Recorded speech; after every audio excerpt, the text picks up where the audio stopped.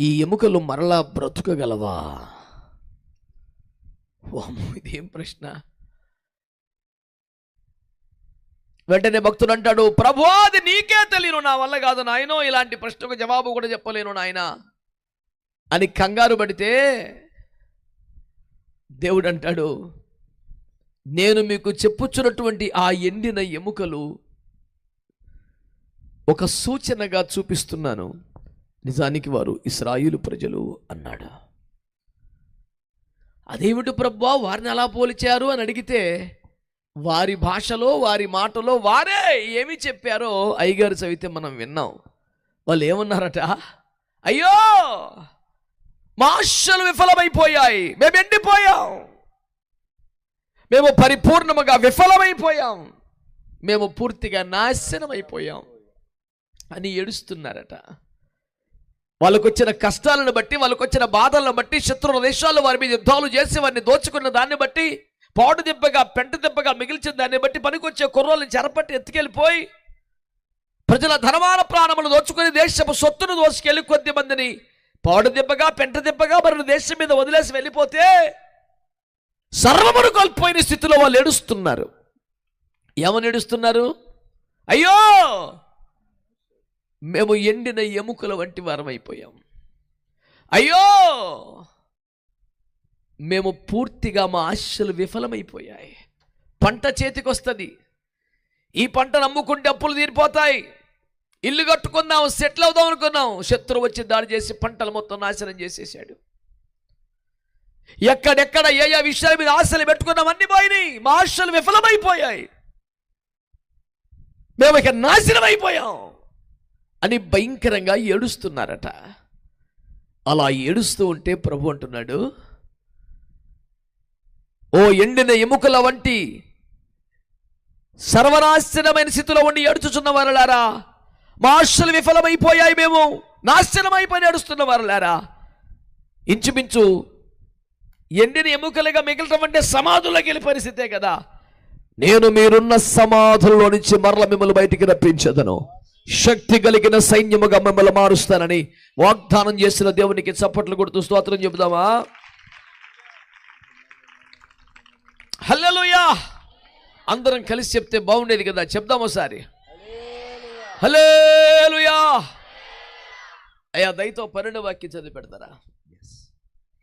కాబట్టి ప్రవచనమెత్తి వారితో ఇట్లనుము, ఆహా, ప్రభువు యెహోవా సెలవిచ్చున్నదేమనగా, దేవాతి దేవుడు సెలవిచ్చున్నదేమనగా, నా ప్రజలారా మీరున్న సమాధులను నేను తెరిచెదను, మీరున్న సమాధులను నేను తెరిచెదను, సమాధులలో నుండి మిమ్మల్ని బయటికి రప్పించెదను, ఇశ్రాయేలు దేశంలోనికి తోడుకొని మళ్ళీ మీ దేశంలోనికి, మీ స్వాస్థ్యములోనికి, మీ ఆనంద గృహంలోనికి మిమ్మల్ని నడిపించెదను. గట్టిగా ఆమేన్ అని చెప్దాం ఒకసారి. హల్లెలూయా. ఏ సమాధి బంధించి పెట్టిందో, ఏ సమాధి ప్రపంచానికి మరుగు చేసిందో, ఏ సమాజంలో సమాధిలో కుళ్ళిపోయారో, ఏ సమాధిలో వట్టి ఎండిన ఎముకలుగా మిగిలిపోయారో, నేను మరలా ఆ సమాధులు తెరిపించబోతున్నాను, ఆ సమాధుల్లోంచి మిమ్మల్ని బయటికి రప్పించబోతున్నాను, మిమ్మల్ని క్షేమకరంగా మీ స్వాస్థ్యములోనికి, మీ గృహములోనికి, మీ తోటలలోనికి, మీ యొక్క దేశంలోనికి మిమ్మల్ని రప్పించబోతున్నానని సైన్యములకు అధిపతి, సర్వశక్తియు మిక్కిలు కృపగల దేవుడు, అద్భుతములు చేయగల దేవుడు, ఆశ్చర్య కార్యములు చేయగల దేవుడు ఈ రాత్రి ప్రకటిస్తున్నాడు. నమ్మిన వారంతా ఆమేన్ అని చెప్పండి బిడ్డలారా. ఆమేన్. హల్లెలూయా. ఏమాత్రం పిసినార్తనం లేకుండా చేతులెత్తి స్తోత్రం చెబుతారా? ఓ మిమ్మల్ని బంధించిన సమాధి, మూసివేసిన సమాధి, ప్రపంచానికి మరుగు చేసిన సమాధి, మీ ఆశలను తొక్కివేసిన రోగం, మిమ్మల్ని మరుగు చేసినటువంటి అప్పు, మిమ్మల్ని గనుల మధ్య, శ్రేష్ఠుల మధ్య, బంధువుల మధ్య తాళెత్తుకుని నిలబడి అవకాశాలు లేకుండా చేసిన రోగం కానీ, అప్పు కానీ, ఏది కానీ దాన్ని మళ్ళీ ఓపెన్ చేస్తాను, నేను దానిలోంచి బయటికి తీసుకొస్తాను, మిమ్మల్ని సగర్వంగా దర్జాగా సింహాల్లాగా దేశాలు అడుగుపెట్టి ఏర్పాటు చేస్తానని వాగ్దానం చేసిన దేవుని మాటను నమ్మితే గట్టిగా ఆమేనండి. హల్లెలూయా. అందరు చెప్పారా? హల్లెలూయా. దేవుడు ఈనాటికి శక్తి కలిగిన వాడే, మార్పు లేనివాడు, అద్భుతములు చేయగలిగిన వాడు, పరిశోధింపజాలని కార్యములు చేయవాడు, లెక్కలేనని అద్భుతములు చేయవాడు. 1 2 కాదు, 1 2 కాదు. అదేవిడో విచిత్రం. మహా గొప్ప విశ్వాసం గల దైవజనుడు, నింగి నేల సంద్రం బండ అన్నీ చీల్చేసిన దైవజనుడు, ఫరోకు వెన్నులో వణుకు పుట్టించిన వాడు 30-40 లక్షల జనాభాని ఒక్క రాత్రి విమోచనలోకి, రక్షణలోకి నడిపించినవాడు. అతని ముందు సంద్రం ఆగలేదే, నింగి ఆగలేదే, నేల ఆగలేదే, బండ ఆగలేదే, అంత గొప్ప దైవజనుడు. దేవుని మహాద్భుతమైన శక్తి చేత చాపిన తన బాహు చేత ప్రభు చేసిన కార్యాలకి ప్రత్యక్ష మొదటి సాక్షిగా నిలబడ్డ దైవజనుడు. ఇశ్రాయేలు ప్రజలకు మాకు మాంసం కావాలి అన్నప్పుడు దేవునితో చెప్తుంది, ఏంటి ప్రభు ఇన్ని అద్భుతాలు నువ్వు చేస్తున్నావు, ఈ పనికి మళ్ళీ కోరికలు, ఈ దరిద్ర భాషలు ఏంటి అని బాధపడితే, పోన్లే నాన్న ఇద్దాంలే, ఏం పోయింది అని చెప్పన్నాడు. ఎందుకులే ప్రభు ఈ పనికి మళ్ళీ ఆశలన్నీ సాటిస్ఫై చేయటం, గట్టేచ్చో అంతేగాని మాంసం గట్ట శాంక్షన్ చేయబాకు, ఇదే పని మీద బతుకుతారు ఇల్లు అన్నట్టుగా ఆయన బాధపడ్డాడు. ఏం కాదులే పోనే నాన్న, ఇన్ని చేసే వాళ్ళకి తిన్న ఏమైంది అని ప్రభు అని, రేపు ఈ వేళకు వరకు మాంసం వచ్చును అని చెప్పకుండా రేపటి నుండి మొదలుకొని 30 దినముల వరకు మాంసం వస్తాను. అప్పుడు మనోడు అసలు అడవిలో మాంసం పెడతామంటే టెన్షన్ అంటే 30 రోజులు అంటావు, గబుక్కున కమిట్ అవ్వకో, ఒప్పుకోక రిస్కులో పడతామని దేవుడు చెప్తున్నాడు. నా బాటలో ఎవడైనా మాట్లాడితే ఈ స్టేట్మెంట్కి అర్థం ఉంది, కానీ మోసే మాట్లాడతావేంటి ప్రభా? ఒకసారి ఆలోచించు, మరీ 30 రోజులు టూ మచ్ అయింది, బడ్జెట్ సరిపోయిద్దా లేదా, ఏడదేస్తావు పూరీలు అన్నీ. అప్పుడు దేవుడు కొట్టిన డైలాగ్ గుర్తుందా మీకు? మోషే నా బాహుబలము తక్కువైనదా? కొట్టు చప్పట్లో సరి గట్టిగా కదా. ఎస్, రక్తమే జయం. నా బాహుబలము తక్కువైందా? 400 సంవత్సరాల బానిసత్వం నుండి ఒట్టి చేతులతో బతుకు జీవుడాన్ని పారిపోవటం కాదు, బహు సంపదలతో మెడతరగని బంగారంతో రప్పించిన నా బాహుబలం ఇవాళ తగ్గిపోయిందా? భీకరమగు సముద్రమును 2 పాయలుగా చీర్చి, లోతరకు సముద్రాన్ని సమతల భూమిగా మార్చి, చిత్తడిగా ఉన్న నేలను అరణ్యాలుగా మార్చి, సర్వ సైన్యమును దర్జాగా అవతల ఒడ్డుకు దావించిన నా బలము తక్కువైపోయిందా? చేతును తీయగా మార్చిన నా శక్తి కనుమరుగైపోయిందా? ఏమండి, 30 లక్షల మందికి 3 పూటల 40 ఏండ్లుగా పరలోకమును రోజు తాజా ఆహారం పంపుతున్నాను, నా శక్తి తక్కువైందా? ఇంత జనములు ఎడారులో త్రాగి సేదతీరుటకు సరిపడా జలములు బండ నుంచి రప్పించిన నా బలం తక్కువైపోయిందా? కొత్తగా ఇంత ఏడ తెచ్చి పెడతాం ప్రభా, గబుక్కుని రిస్కులో పడతాం, ఒప్పుకోబాకు. భోలాశంకరుడు లాంటి రాజకీయ నాయకుడు వాగ్దానాలు గురిపించేస్తున్న వెనకాల ఐఏఎస్లు లాగుతుంటారు, గబుక్కుని చెప్పాకండి అన్నీ మీరని. మోషే ఆ టెన్షన్లో పడ్డట్టుగా, అయ్యా మరి 30 రోజులు అంటున్నావు, ఈ దగ్గర 30 లక్షలు ఉన్నారు, ఒక పూట పెడతామే కష్టం, శాకాహార భోజనానికి నానా సాగులు తెస్తున్నాం, ఇంతమందికి 30 రోజులు వరుసపెట్టి మాంసాహారం అంటే ఒకసారి ఆలోచిస్తే మంచిది, బడ్జెట్ చూసుకోవడం. ఆయన ఎవరు? సకల ఐశ్వర్యముల కర్త, సృష్టికర్త. మాటతో ప్రపంచంలోకెళ్ళి బ్రహ్మాండముని చరాచర జగత్తును నిర్మించి నిర్వహించుచున్నటువంటి వాగ్దేవుడు కదా. ఆయనకు కరువ, ఆయన కొరత, ఆయన బ్యాంకులకి వెళ్ళి లోన్ తేవాలా, ఒకసారి ఎంతమంది కొట్టేస్తున్నారు, రేపు 10 మంది రండి అని అడ్జస్ట్ చేసుకోవటానికి గ్యాప్ అడిగే రకమా? ఎవరండి ఆయన? సర్వశక్తి కలిగిన దేవుడు, సృష్టికర్త అయిన దేవుడు, మరణమును జీవముగా మార్చగలిగిన దేవుడు, మారాను మధురంగా మార్చిన దేవుడు, శాపమును దీవనంగా మార్చిన దేవుడు, ఏమి లేవో వాటిని ఉన్నట్టుగా పిలవగలిగిన దేవుడు. ఆయన మాట్లాడుతున్నాడు. ఏ శ్రమ, ఏ కష్టం, ఏ శాపం మిమ్మల్ని సమాధి స్థితిలోకి తీసుకెళ్ళిపోయిందో, సమాజానికి మరుగు చేసిందో, ఎక్కడ ఫంక్షన్లో కనపట్ల, 10 మందిలో కనపట్ల, చిక్కుపోయిన జీవితం, శిథిలమైపోయిన జీవితం, ఎముకలు మాత్రం మిగిలిన పరిస్థితి.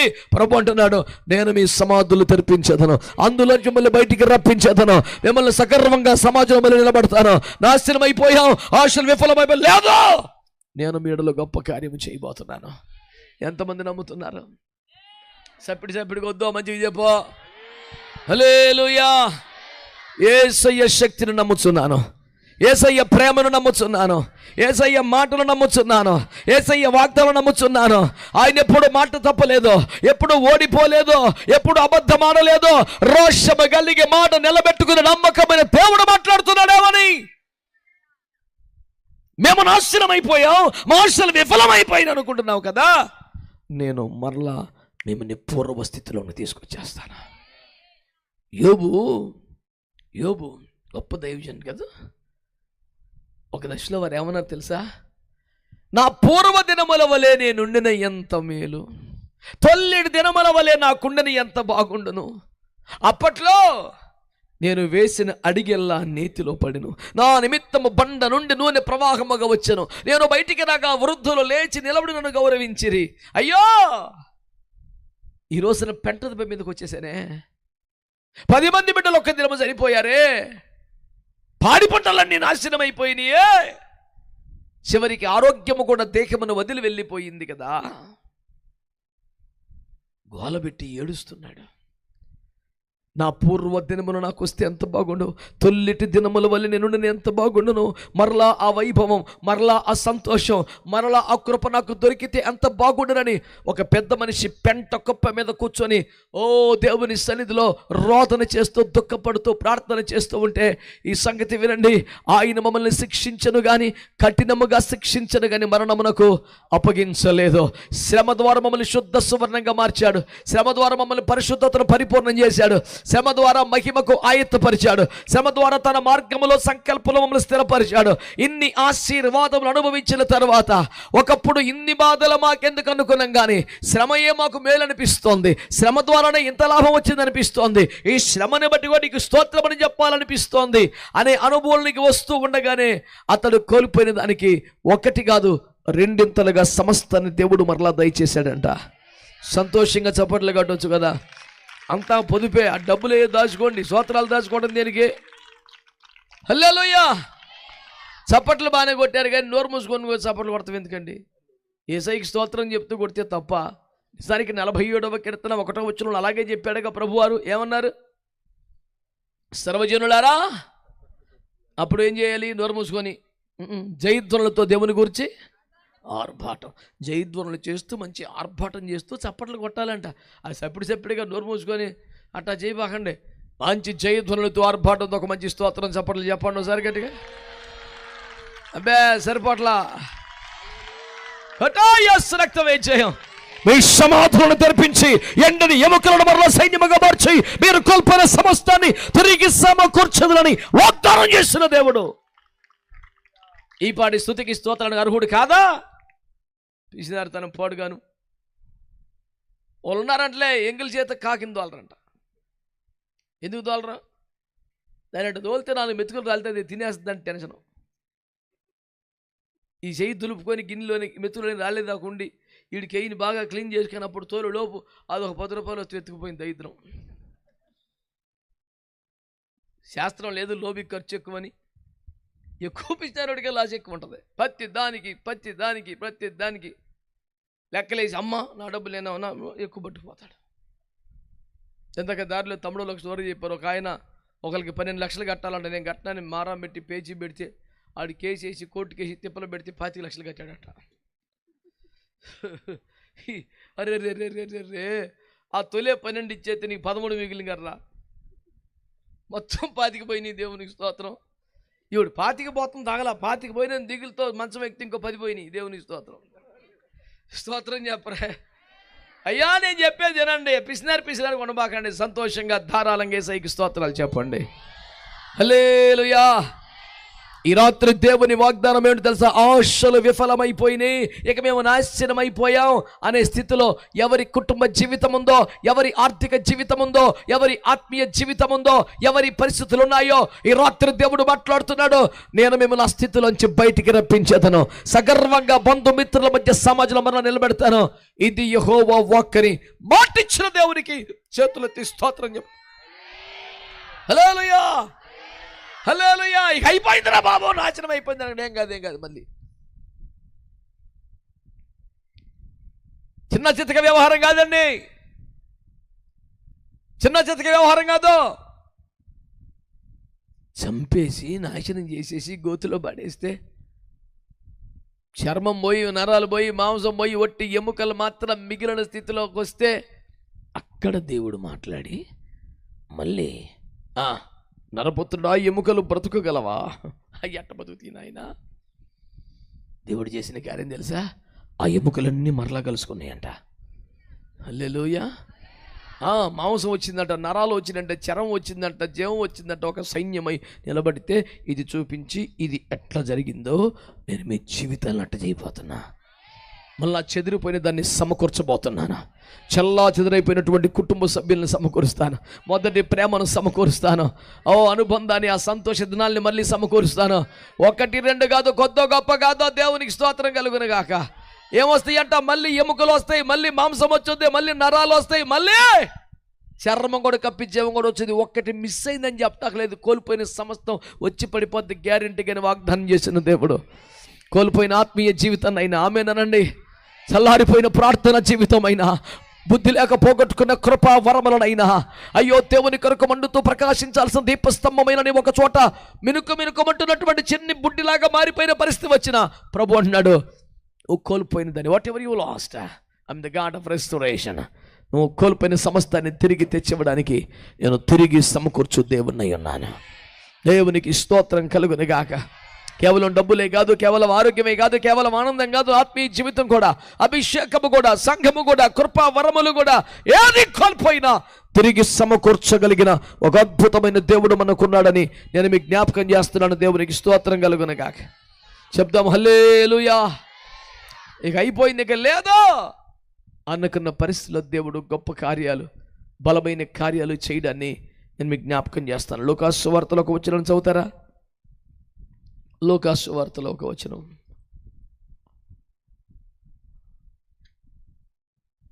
8వ అధ్యాయం 55వ వచనం.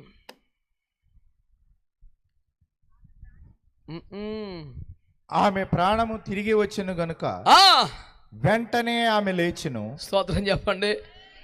ఏమిటి వచ్చిందట? మీ ప్రాణం మటుకు లేదే, ఆమె ప్రాణం తిరిగి వచ్చాను కనుక. పోయే ప్రాణం ఆఖరి మాటలాగా చెప్తారు. ఏం సార్ అంత మంచి మాట అండి, బంగారు లాంటి మాట. ఓ చిన్న బిడ్డ, 12 ఏళ్ల ప్రాయం గల బిడ్డ చనిపోయిందిట. ఆ తండ్రి బాధపడుతున్నాడు, ఏడుస్తున్నాడు, ప్రభువుని తీసుకెళ్ళాడు. ఆ స్టోరీ 2 ముక్కలు చెప్తాను నేనండి. బాగా సీరియస్గా ఉంది, హై టెంపరేచర్, కష్టం, పిల్ల అల్లాడిపోతుంది, ప్రాణం దక్కదేమో అన్న ఆందోళన ఒక శతాధిపతి పోలీస్ ఆఫీసర్ గారు సకల వైద్య ప్రయత్నములు చేసే ఉంటాడేమో. ఇక సుఖం లేని కాలంలో యేసు వద్దకు పరిగెత్తాడు. ఎంత టెన్షన్ అంటే, ఒక పనివారిని కానీ తన కింద కానిస్టేబుల్స్ ఎవరిని పంపాల, స్వయంగా ఆయన పరిగెత్తాడు. యేసు ఒక చోట, ప్రభు నా కూతురు పరిస్థితి ఇలా ఉందయ్యా, చచ్చిపోయేలాగుందయ్యా అని గోలగోల పెట్టి జనసమూహాల మధ్యలో ఆక్రందన చేస్తే, ప్రేమగల తండ్రి, కనికర సంపన్నుడైనటువంటి యేసుక్రీస్తు కరుణామయుడు, పదనా నామి ఇంటికి వస్తానన్నాడు. ఎగిరి గంతేశాడు. యేసుబాబును కూడబెట్టుకుని వస్తున్నాడు. యేసు రక్తం వేజ్జేయి. మనోడు నడకెట్టడం తెలిసిన యేసుబాబు అక్కడ ఎవరా అసలు ఎవరికి లెక్క చేసే పని ఉందా? ఒక ఆయన ఈ ఉదాహరణ చెప్తే నేను విన్నాను, ఇది నేను కనిపెట్టింది కాదు, కానీ ఆయన చెప్తే నాకు బాగా నచ్చింది. చిన్న కుక్క పిల్లలను పెంచుకుంటారు, తెల్లగా బొచ్చు కుక్క పిల్లలు. మామగారి ఇంట్లో ఉండదు ఇంతే. అది పాపం దాని ప్రాణం అంతా బయటికి వెళ్ళకుండా గేట్లు వేసి దాన్ని కాపాడుకుంటూ ఉంటారు. అదో సరదా, 5 ఏళ్ళని కాపాడితే సాత్తారు, వీళ్ళు అట్లని కాపాడతారు. ఎంతో ప్రేమ దానికి ఎక్కడ దక్కకుండా చూసుకొని, దానికి పాలు పోసి, దాన్ని బిస్కెట్లు పెట్టి, పెరుగన్ని వేసి, మర్యాదలు చేసి, దాన్ని అన్ని రకాలుగా చూసుకొని, ఊరు వెళ్తే దాని మీద 100 మందిని ఏర్పాటు చేసి, ఎన్ని సావులు ఈ రకంగా చేసుకుంటూ ఉంటారు. కుక్కలు పెంచుకునే వాళ్ళకన్నా ప్రేమ గొప్పదే. దేవునికి స్తోత్రం. ఇన్ని రకాలుగా చేస్తే ఇది ఎప్పుడు తప్పించుకుందో, గేట్ దారి బయటికి వెళ్ళింది. ఎందుకని? బయటకు ఒక డొక్కలండిపోయి నాలుగంత బయటకు పెట్టి నీరసంగా ఎవరు ఏదైనా పారెత్తే తిందా చూస్తుంది. ఇదేమో మర్యాదగా పెట్టిందే తినకుండా తోసేస్తుంటుంది మూతి పెట్టిది. ఈ రేంజ్ కదా. అవి అంటే లోకువ, ఆటికేమో ఇదంటే అసూయ.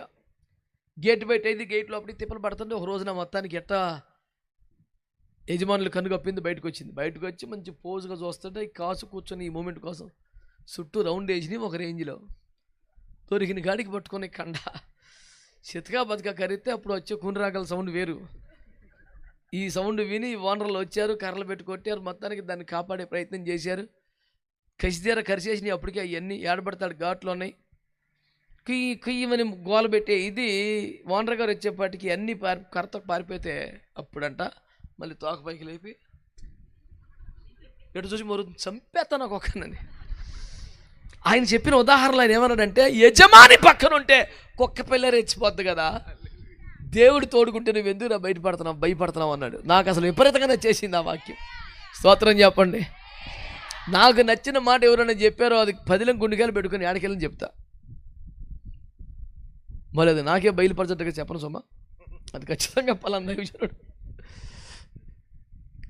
క్రెడిట్స్ ఇవ్వటం అనేది చాలా కీలకమైన లక్షణంగా భావిస్తాను నేను. దేవునికి స్తోత్రం చెప్పండి. హల్లెలూయా. నాకు పాయింట్ ఏంటంటే యజమాని పక్కన ఉంటే కుక్క పిల్లే చెలరేగిపోతుంది కదా. దేవదేవుడు సర్వశక్తి గలవాడు, సదాకాలం నేను మీకు తోడుగా ఉన్నాను, యుద్ధ సమాప్తి వరకు నేను మీతో కూడా ఉన్నానని వాగ్దానం చేసి మనతో పాటుగా మన పక్కన నడుస్తూ ఉంటే అసలు మూమెంట్ ఎట్లుండాలా? స్తోత్రం చెప్పండి గట్టిగా. ఇంకా కూని రకాలు కాదు, భయముతో వచ్చే పిల్లి కోతలు కాదు, సింహగర్జన వచ్చేస్తే యేసు రక్తమే, ఎవడరా మా ఇగరు ఉన్నారు పక్కన అన్న మూమెంట్ వచ్చేయాలి కదా. దేవునికి స్తోత్రం కలుగునుగాక. యాయిరు నడకట్టుంది ఇప్పుడు, యేసు రక్తమే జయం. వీళ్ళకు బాగాలేదండి, చచ్చిపోయేలా ఉంది చాలా అనుకుంటూ వచ్చాడు. వచ్చేటప్పుడు వెళ్ళేటప్పుడు పదనాన్ని వస్తానని పడి హల్లెలూయా. ఎందుకు వచ్చింది? ఎవరు? జీవాధిపతి వస్తున్నాడు. ఇక నీరసమేడ, యేసు రక్తమే జయం. హల్లెలూయా చెప్పాలి గట్టిగా. ఒక వాటర్ బాటిల్ కొనుక్కొద్దామని మార్కెట్కి వెళ్ళిన వాడికి వాటర్ ట్యాంకరే ఇచ్చి లారీ తీసుకుపోతే ఎట్లుంటుంది కూటం? అసలు నడక మారిపోతాడు వేస్ట్ ఫెలో. అప్పటికి మారాలి అసలు, ఆ మూమెంటే అది. దేవునికి స్తోత్రం.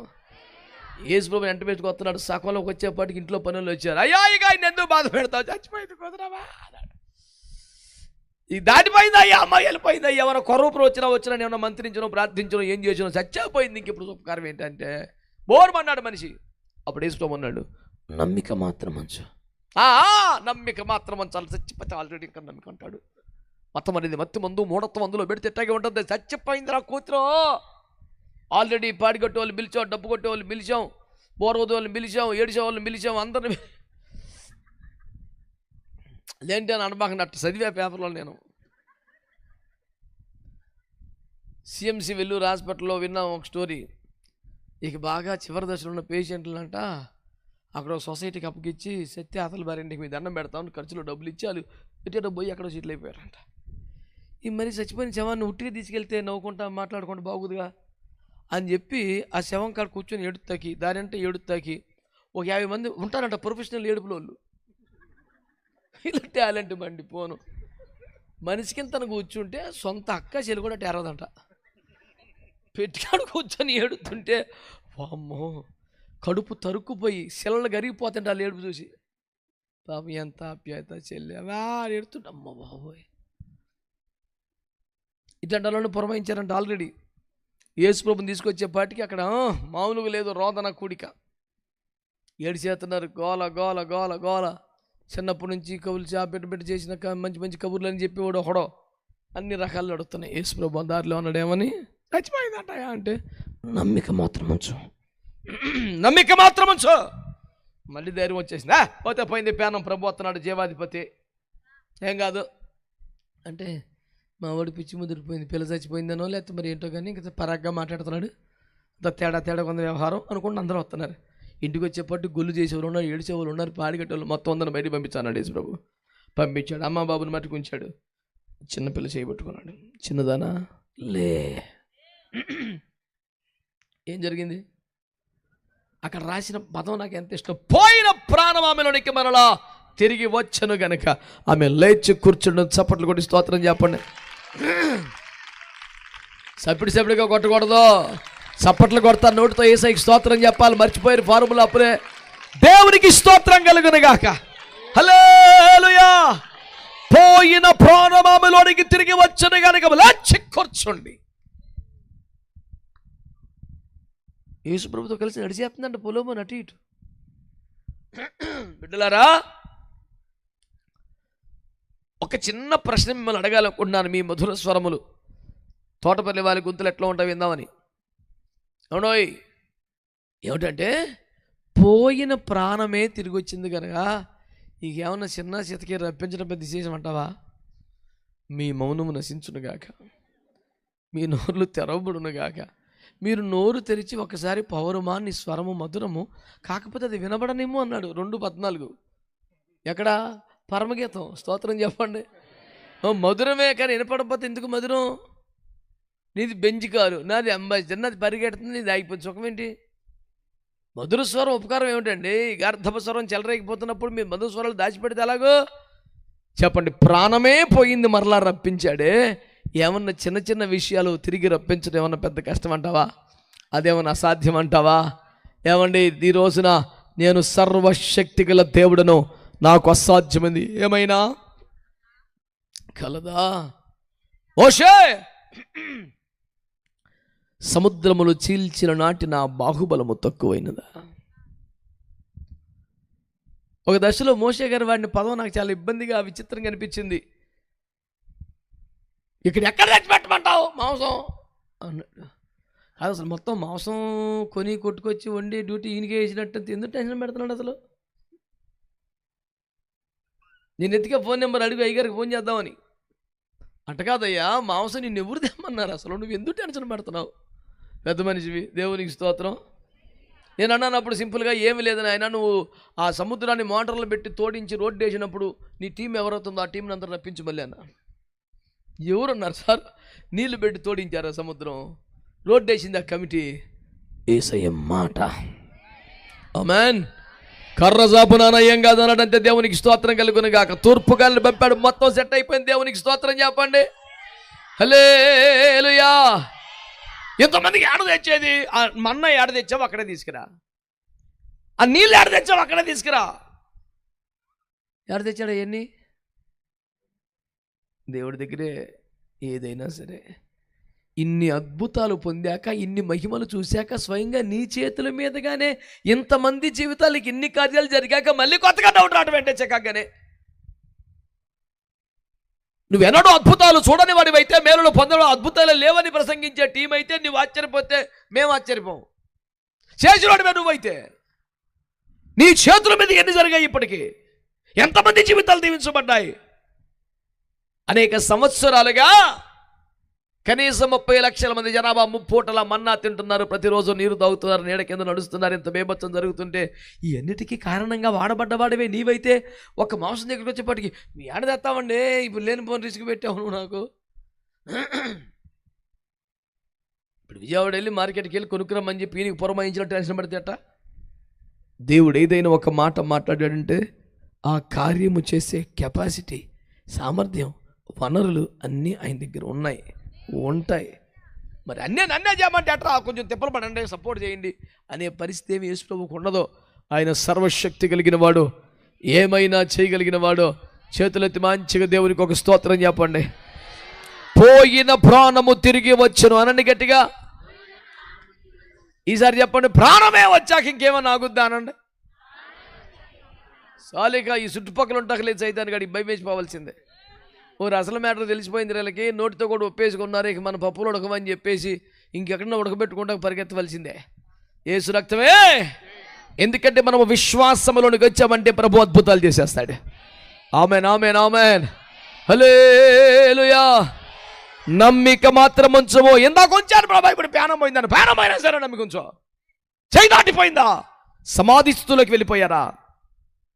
మాంసమే కుళ్ళిపోయింది, ఎముకలే మిగిలాయా? అయినా నమ్మిక మాత్రం ఉంచు. ఆమేన్. నమ్మిక మాత్రం ఉంచు, నేను చూపిస్తాను మహిమేంటో అన్నాడంతే. కొన్నిసార్లు ప్రభు శత్రువు చెలరేగిపోతుంటే, సైతాను బాధలు పెడతా ఉంటే కూడా వెంటనే వాడిని అడ్డుకొని మనకు క్షేమాన్ని కలుగజేస్తున్నట్లుగా కనబడడు. అప్పుడు ఏమర్థం చేసుకోవాలంటే, మామూలుగా అయితే రేంజ్ తక్కువగా ఉందని కొంచెం ఎక్కువ చూపిస్తా కాగాడంతే అనుకోవాలి తప్ప టెన్షన్ పడకూడదు. ఎందుకంటే యేసయ్య మంచోడని మనకు నమ్మకం ఉందా లేదా? వినపల్లా నాకు. ప్రేమ గలవాడు అనే నమ్మకం ఉందా? మాట్లాడరేరా? కాదు, అసలు నిజంగా మీ ఇళ్ళలో ఇంతే నిశ్శబ్దంగా ఉంటారు మీరు? ఉట్టిదే అక్కడ చెలరైపోతారు బాగానే. కేకెత్తే వినపడద్ది. మొన్న ఒకరి ఇంటికి వెళ్తే అయ్యాలని ప్రార్థన చేయండి అన్నారు. నేను ఎందుకు అమ్మ ఎదుర్కొండానే ఉన్నానుగా. ఎందుకట్ట కిలోమీటర్ అవతలవాడికి పొలంలో ఉన్నవాడికి తోటలో ఉన్నవాడికి గట్టి మించి కేకెత్తాడు చెప్పాలి. ఎదుర్కొంటుంటే కొంచెం ప్రార్థన చేయండి.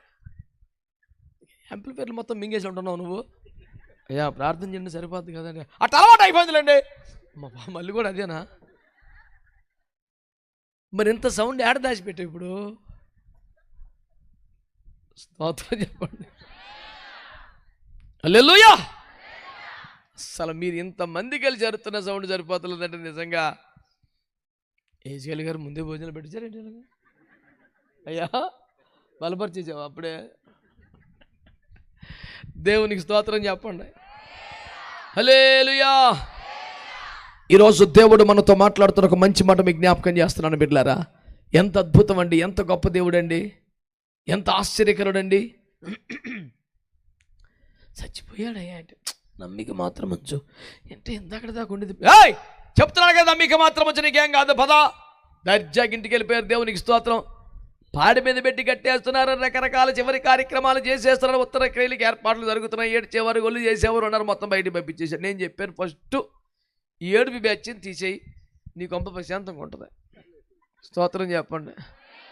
ఇంకాస్త వివరంగా చెప్పండి, నేను చెప్పలేను, నీ దండం పెడతా, ఇక నువ్వే అర్థం చేసుకోవాలి. లేవులో దేవుడు అద్భుతం చేస్తానంటుంటే, ఆశ్చర్యకార్యం చేస్తానంటే, పోయిన సమస్తమును తిరిగి రప్పిస్తానంటుంటే, నేను శిఖరమాయి మన ఆనందంలో నించి తేలుతానంటే, ఎందుకన్నా మంచిది ఒకసారి ఆలోచించు. వెనకాల ఏడు పుట్టడు ఒకటి తగిలాడు మనకి అని పంపించిన తీయిచ్చి ముందు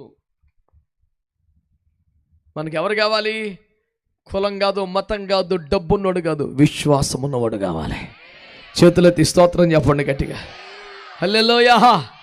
నమ్మిక మాత్రం వచ్చు, నీకేం కాదని దేవుడు మాట్లాడుతున్నాడు. గట్టిగా దేవునికి స్తోత్రం చెల్లిద్దాం.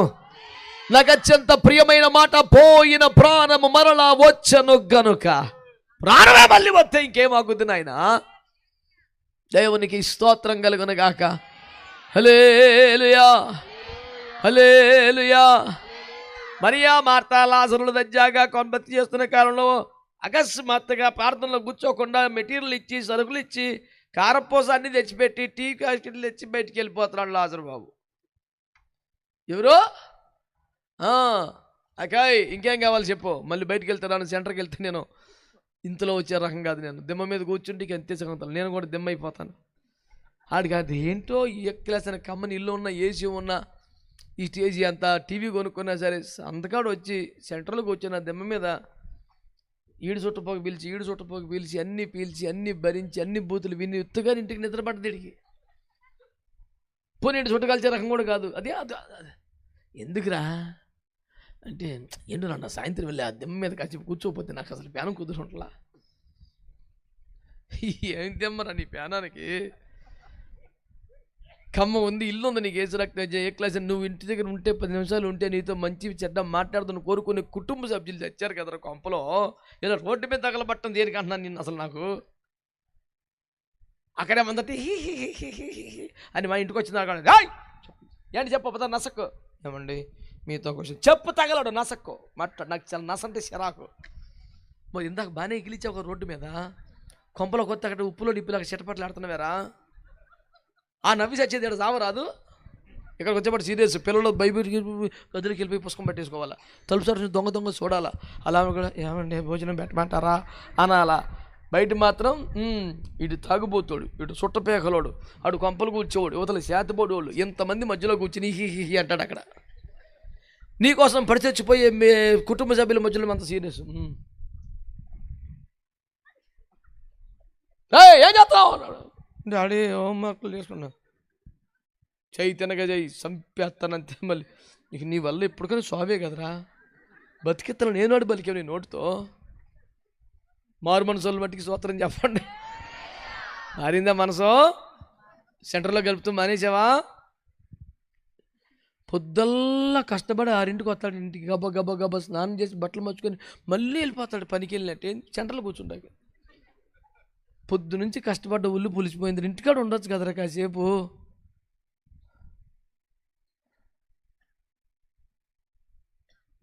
మా వాడు ఒకడు ఉండేవాడు, బంగాళదుంప కూర చాలా కోపం. ఎప్పుడన్నా పూరి చేసి బంగాళదుంప చేస్తే, నేను బంగాళదుంప తిన్నాను తెలుసు కదా, ఎందుకు చేసావు నాకొద్దు ఇవి ఒకసారి కాయ్ అని కలబడిపోయి అరిచేసి కుట్టినంత పని చేసి చెప్పులు వేసుకొని బయటికి వెళ్ళిపోయి టిఫిన్ చేస్తాకి. ఇక్కడ మనం బంగాళదుంప కూర పూరి చేసాం కాబట్టి కోప్పడిపోయాడు, బయటికి వెళ్ళిపోయాడు కదని చెప్పేసి నేను ఇంకా బజ్జీలు ఆడదామని వెనకాల హోటల్కి వెళ్తే అక్కడ కూర్చొని పూరి బంగాళదుంప కూర తినేస్తున్నాడు. నాకు వచ్చింది కదా బీపీ. దొంగసాటికి వీడియో తీసుకొని ఇంటికి వచ్చేసా. ఇంటికి వచ్చా కూర్చోకొని వీడియో పెట్టా.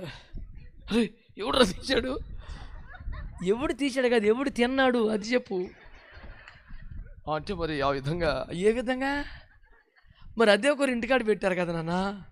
వీళ్ళేమో లోకువా, అద్దద్దులు ఆడతా బజ్జీలు ఆడతా చేసి పెడతంటే కాళ్ళక్కడ తెచ్చి పెడతంటే కలబడిపోతావా. అక్కడ వాడు ఏ చేత్తో కలిపాడు కూర నీకు తెలుసా?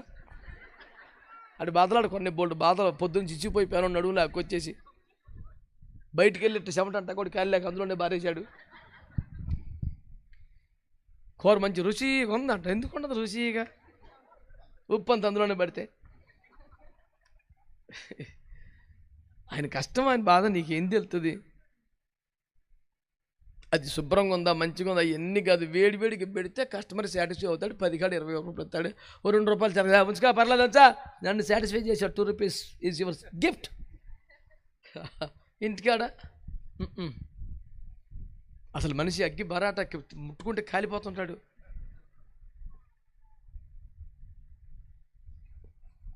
మీలో అట్టివారు కలరా? చేతులు ఎత్తకండి. మేము కూడా అందరం ఎవరు వీడు మనోడు మంచోడు ఉన్నావు, వీడి ఇట్లాంటి వాడని తలుచుకొని మా గుండెకి దొద్దో చెయ్యత్త. మాకు నువ్వు మంచోడు అని ఫీలింగ్ మీద బతికేస్తాను వాటి బతకని కొంతకాలం. మా సంగతుడే మా ఊళ్ళో అని అందరికీ చెప్తున్నావు. నువ్వు ఇట్లాంటి రకమని ఇంట్లో నీ భార్యమని మహాసాధ్వీమని కనుక నోవహు భార్య లాంటిది కాబట్టి నీ దాష్టికం అంతా చెప్తలేదు. దేవునికి స్తోత్రం.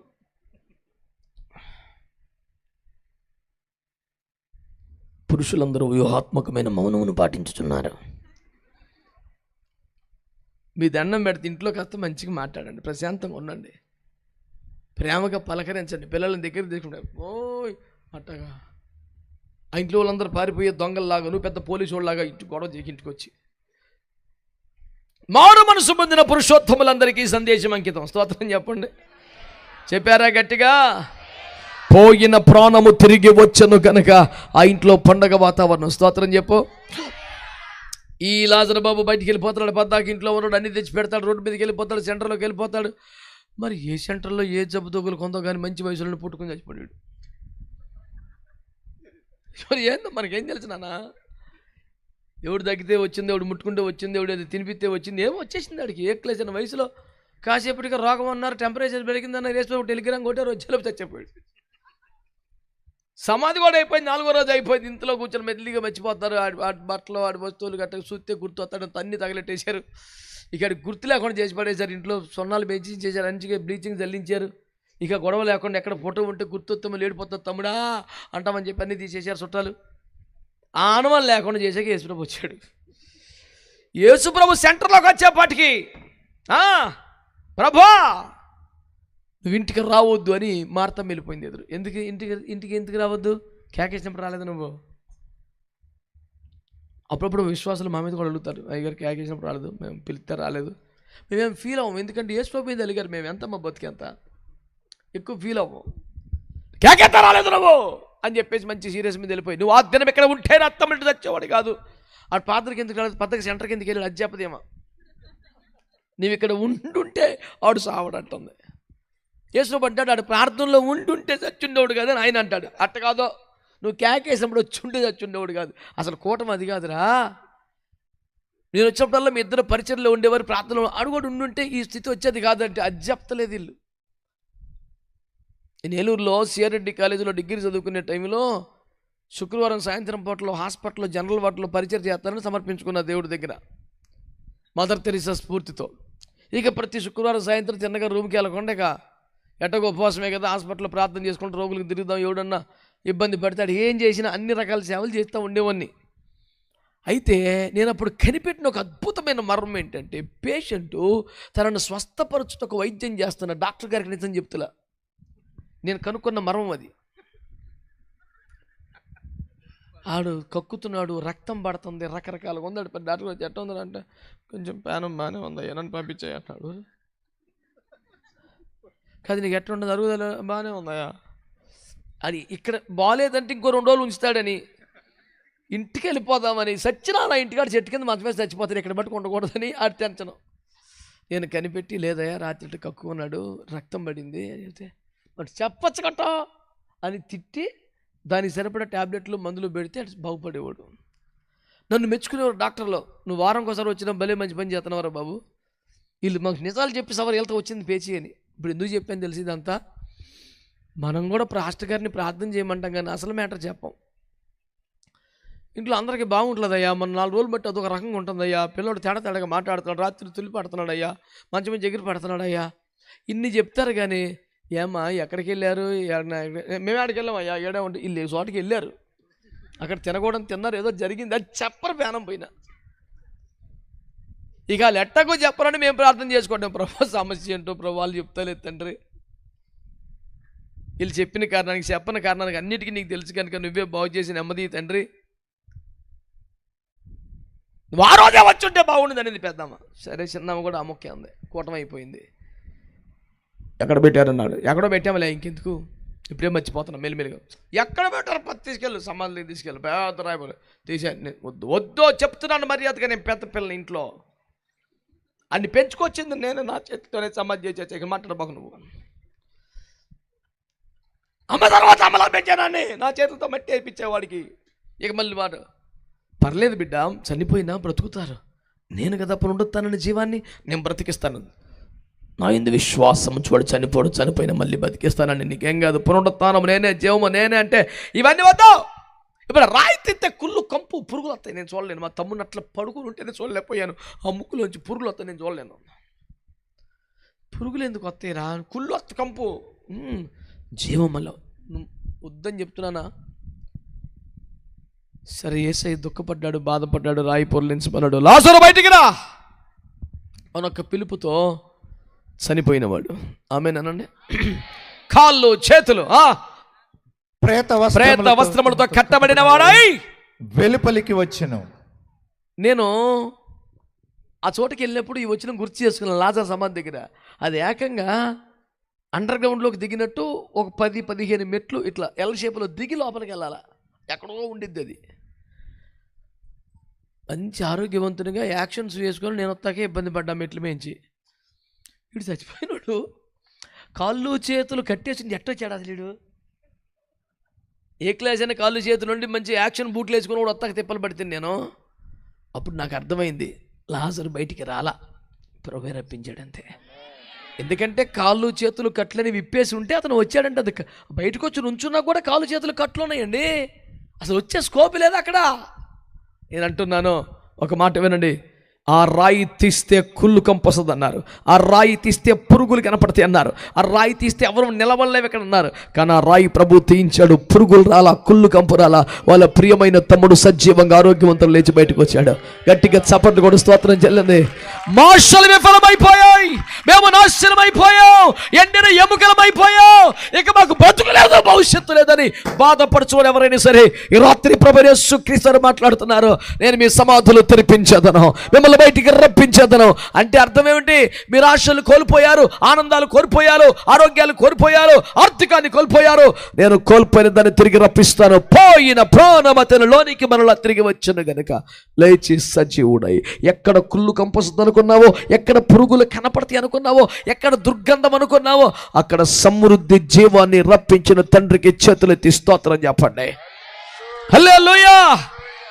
ఏమన్నారంట దేవుని ప్రజలని ఇశ్రాయేలులో, మేము నాశనం అయిపోతిమి, మేము ఎండిన ఎముకలమైపోతిమి, మా ఆశలు విఫలమైపోయాను అని మీరు ఏడ్చుచున్నారు కాదా, నేను మిమ్మల్ని మరలా బయటికి రప్పించేదను. గట్టిగా ఆమేనని చెప్పండి. హల్లెలూయా. యోహాను సువార్త 6వ అధ్యాయం, యోహాను సువార్త 6వ అధ్యాయం 21వ వచనానికి రండి. దైతాయి గారు చదివి పెట్టండి 21.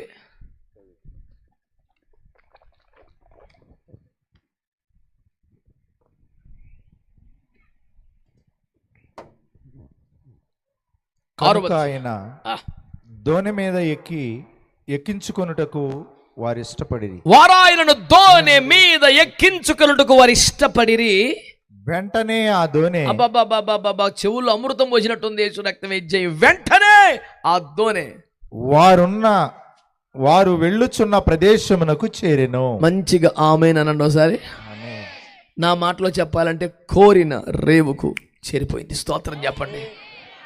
ఇక్కడ సీన్ ఏంటంటే బిడ్డలారా, యేసుక్రీస్తు ప్రభువారు నాకు వేరే పని ఉంది, నేను తర్వాత వస్తాను, మీరు ఈ పడవలో ఈ సముద్రం దాటి అవతల గ్రామానికి వెళ్ళిపోండి బాబు అని పంపించారు.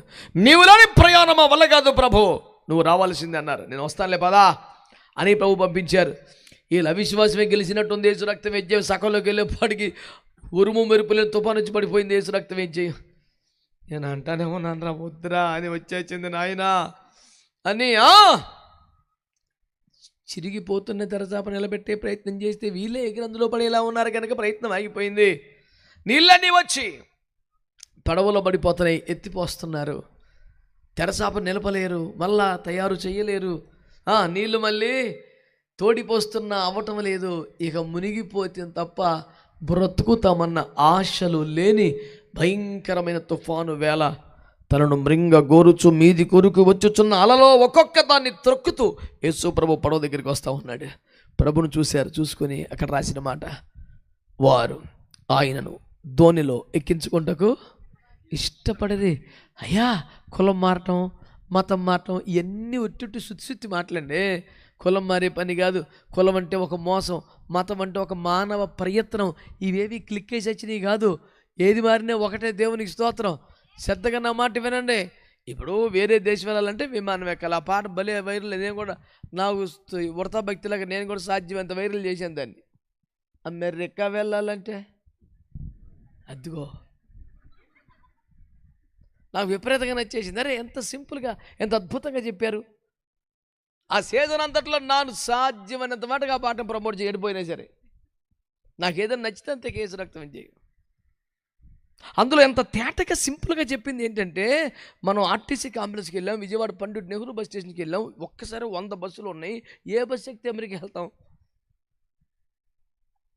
ఈ బస్సు వచ్చి ఇది కాదు, ఇది కనిగిరయ్యా, ఇది ఒంగోలయ్యా, ఇది రాజమండ్రి అయ్యా, ఇది కాకినాడ అయ్యా, ఈ బస్సుకి ఆ బస్సు, ఈ బస్సు, ఏ బస్సు అమెరికా బస్సు ఏది అందులో ఎల్లో ఏదో ఒక విమానం పట్టుకుని వెళ్ళవలసిందే. మాట్లాడరే, మతాలన్నీ అలాంటివే. ఇదిలో బారి అందులోకి వెళ్తాం, అందులో బారి దీనికి వెళ్తాం, ఇది ఇంకో ఊరి వెళ్తా, అది ఇంకో ఊరు వెళ్తా. అసలు గమ్యానికి ఏది వెళ్దాం? ఈ బస్సులను వదిలేసి విమానం ఎక్కాలా? మతాలు వదిలేసి మార్గంలోకి రావాలా? ఏ మతమైనా ఇంతే. క్రైస్తవ మతం, యోధా మతం అన్ని మన్ను మశానం, ఏమీ లేదు. యేసయ్య మార్గంలోకి రావాలి. తన సొంత శరీరమును తెరను తీల్చుకొని ప్రతిష్ఠించిన నూతనమైన జీవము కలిగిన ప్రతిష్ఠించబడ్డ మార్గంలోకి వస్తే వెళ్ళిపోతాం. దేవునికి స్తోత్రం కలుగును. మేము ఆ మతంలోకి వచ్చేయమంటారా? నన్ను ఒకటి అడిగాడు, ఏమన్నా శాస్త్రి గారు మీ యొక్క మతంలోకి నేను కూడా మారదాం అనుకుంటున్నాను, మాకు వచ్చే బెనిఫిట్స్ ఏమిటి అన్నాడు. ఫస్ట్ మీ కాంపులో చేయలేస్తారు నేను అన్నాను. Hello sir, I'm asking for benefits, this is the first benefit man. మా ఇక్కడికి కాకపోతే బెనిఫిట్ల కోసం బయలుదేరవేట నువ్వు. ఈ లోకం స్థిరం కాదు, శాశ్వతం కాదు. కోట్ల రూపాయలను సుఖం లేదు, మంది మార్బలం చుట్టూ ఉన్న ప్రయోజనం లేదు. నరకం తప్పించేవాళ్ళు, నాకం చేర్చేవాళ్ళు లేడు, స్వర్గం తీసుకెళ్లేవాళ్ళు లేడు. డబ్బులు తీసుకెళ్తావు, కులం తీసుకెళ్తావు, మతం తీసుకెళ్తావు, రాజకీయ పార్టీ తీసుకెళ్తావు, పదవి తీసుకెళ్తావు. వీటితో పని అవ్వదనా నాయన? మార్గంలోకి రమ్మంటే బెనిఫిట్స్ ఏమండి మాకు? రొట్టె చేపలు ఇవ్వాలి ఇప్పుడు మనిషికి. వాళ్ళు ఎప్పుడైతే యేసును చేర్చుకున్నట్టుకు, ఎక్కించుకున్నట్టుకు ఇష్టపడ్డారు, వెంటనే నావా స్తోత్రం చెప్పండి. నీవుంటే చాలునయ్యా, చింతే ఉండదయ్యా, నానుగా నా సరేయా. ఈ మాట నోటి తట్టు ఒప్పుకో. వారు ధోనిలో చేర్చుకున్నట్టుకు ఇష్టపడ్డారు, వెంటనే నావ ఒడ్డుకి, కోరిన రేవుకి నీవుంటే చాలునయ్యా అనండి. మీరు పలికితే చాలయ్యా. మూతికి ప్లాస్టర్ వేసుకుని ఉండబాకండి. పిల్లలు ఆడవాళ్ళు పాడుకుంటారు, మనకి ఎందుకు నాడు చూస్తారండి పురుషోత్తంలో? అసలు మనం పాడితేనే కరెక్టు. గట్టిగా మనం స్వరం ఎత్తి వీళ్ళు 5,000 మంది ఉన్నా సరిపోరండి. యేసు రక్తమే ఊరికట్టన్నానులే అనుకోబాకండి. మీరు బాండి అన్నారు. అమ్మో స్తోత్రం. నీవుంటే చాలునయ్యానండి, చింతే ఉండదయ్యా, నన్నుగా నా సరేయా.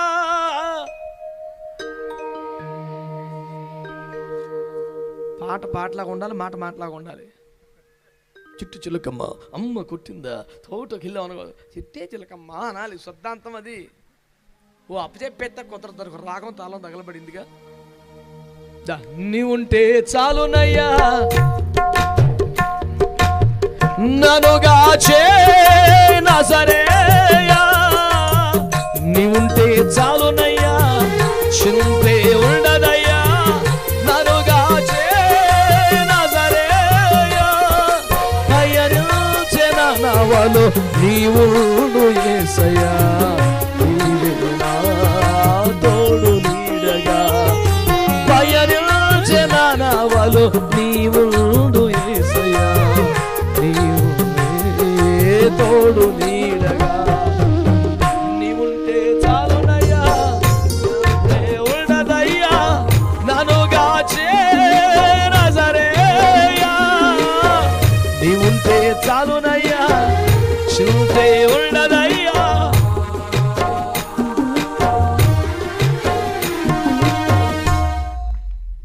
అనండి ఇప్పుడు ఇందులో కలిసిపోయి టుట్టు ఉత్తిన పేదాలు మధ్య మోసమే. చెప్పండి, నీ ఉంటే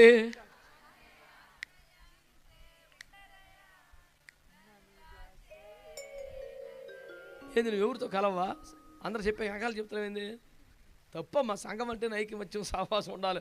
నువ్వు ఉండే చాలునయ్యా అంట లాస్ట్లో. అటు చేయబాకండి అమ్మా. సహోదర ప్రేమ, ఏక మనసు, ఏకీపించడం.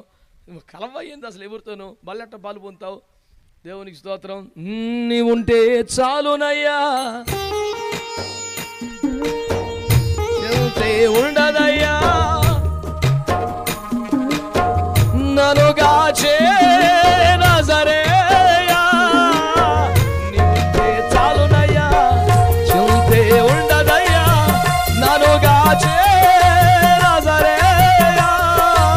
పయనించే నా నావలో నీవుండు యేసయ్యా, నీవే నా తోడు నీడగా.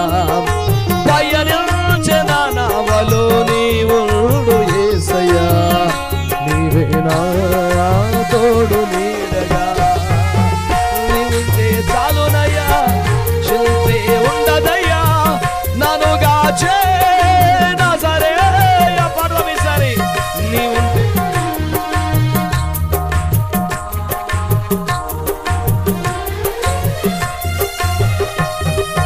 పయనించే నా నావలో నీవుండు యేసయ్యా, నీవే నా తోడు నీడగా.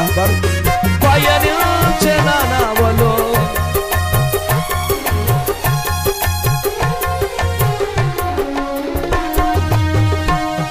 పయనించే నా నావలో నీవుండు యేసయ్యా, నీవే నా తోడు నీడగా. అనండి గట్టిగా, పయనించే నీవుండు యేసయ్యా, నీవే నా తోడు. నీవుంటే చాలునయ్యా, చింతే ఉండదయ్యా నన్ను గాచే నజరేయా. పాడు, నీవుంటే చాలునయ్యా, నన్ను గాచే నజరేయా, నన్ను గాచే నజరేయా. పయనించే నా నావలో నీవుండు యేసయ్యా, నీవు నా తోడు నీడగా. హల్లెలూయా. అందరూ చెప్పలేదే? స్వరం ఎత్తారా, చేతులు ఎత్తారా భక్తులారా? వారు ఆయనను ధోనిలో చేర్చుకున్నట్టుకి ఇష్టపడిరి. వెంటనే వెంటనే. ఇప్పుడు ఇక్కడ మజా ఏంటంటే, వెంటనే తుఫాన్ అణిగిపోయిందంటే అర్థం చేసుకోవచ్చు. వెంటనే కాస్త సాఫీగా సాగిన అర్థం చేసుకోవచ్చు. వెంటనే రేవు చేరిపోయింది అంటే చేరిపోద్దండి. ఇలా అని చెప్పడానికి పరిశోధనకు అందని కార్యాలే ప్రభువు చేస్తారని వాక్యంలో ఉంది. దేవునికి స్తోత్రం చెప్పండి మంచిగా. హల్లెలూయా. బిడ్డలో పోయిన ప్రాణం మరలా వచ్చింది కనుక స్తోత్రం చెప్పండి. రాయి పొరలిస్తే కుళ్ళు కంపొస్తుంది, పురుగులు వస్తాయి అనుకున్నారు కానీ సమృద్ధి జీవంతో మనిషి బయటకు వచ్చాడు. స్తోత్రం చెప్పండి. ఇక చచ్చిపోవటమే ఖాయం. ఆల్రెడీ తెరసాప చినిగిపోయింది, ఓడ మునిగిపోతుంది. ఇక చివరి క్షణం అనుకొనుచుండగా మళ్ళీ క్షేమంగా బతికి బట్టగట్టి ఎప్పటికైనా ఒట్టుకెళ్తే చాలనుకుంటే వెంటనే రేవుకు చేరిపోయారు. స్తోత్రం చెప్పండి. ఆయన ఏమన్నాడు? సమాధులైనా తెరిపిస్తాను, ఎముకలకు మళ్ళీ సమస్తాన్ని అమరుస్తాను, కోల్పోయిన సంతోషాన్ని, సుఖ జీవనాన్ని నేను మరలా మీకు దయచేస్తాను. నమ్మిన వారు చేతులెత్తి స్తోత్రం చెప్పండి. ఏమంటున్నారు? మా ఎముకలు ఎండిపోయినాయా, మా ఆశలు విఫలమైపోయినాయా, మేము పూర్తిగా నాశనం అయిపోయామంటున్నారా? కలవరపడకండి, కలవరపడకండి, నేను మళ్ళీ మీకు సమృద్ధి జీవాన్ని ఇవ్వబోతున్నానని దేవుడు మాట్లాడుచున్నాడు. స్తోత్రం చెప్పండి, సంతోషంగా స్తోత్రం చెప్పండి. హల్లెలూయా, దేవునికే సమస్త మహిమ కలుగునుగాక. హల్లెలూయా. పాత నిబంధన గ్రంథములో కూడా ఒక సంఘటన మీ దృష్టికి తేవాలని ఇష్టపడుతున్నాను. రాజుల 2వ గ్రంథం, రాజుల 2వ గ్రంథం 6వ అధ్యాయం 6-7 వచనాలు.